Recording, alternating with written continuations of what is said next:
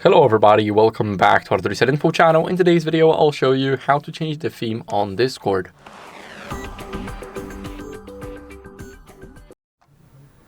So what you guys want to do first is go over into user settings. Now in the user settings, you can scroll all the way down to appearance, and here you can change your themes. Of course, if you have Nitro, you can unlock more.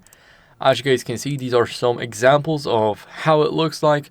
But if you use the normal Discord, you can make it black, dark, ash, and of course light. So you guys can sync with the computer, and as you guys can see, for me it will be light, but we can change it to Onyx, and now it's definitely just black and gray combined. So that's how you guys can change the theme. I hope this video was helpful. If it was, then leave a like, subscription, and a comment, and I'll see you in the next one. Bye.